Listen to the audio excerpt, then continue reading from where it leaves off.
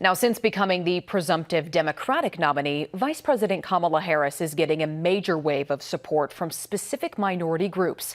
Our Taylor Johnson is on your side with how one group is putting its resources together to support her.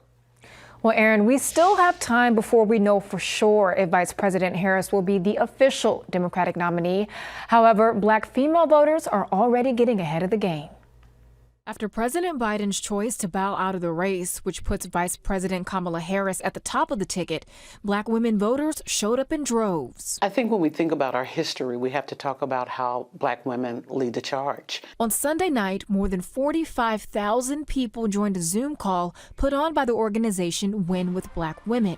They reported raising $1 million for Harris in just 3 hours. And then Black men did the same thing. And then the Latino population did the same thing.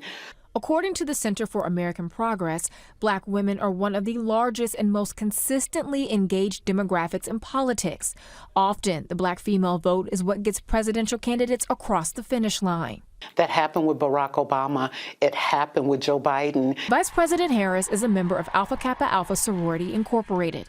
It's one of the 9 historically Black sororities and fraternities making up the National Panhellenic Council.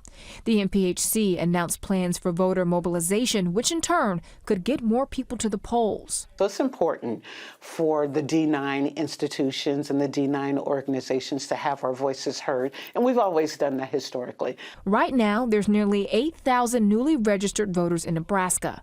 Dr. Crawford says the time is now to increase that number, especially in Black communities. We can make this happen. We just need to make sure that we get people out, get them excited about voting again.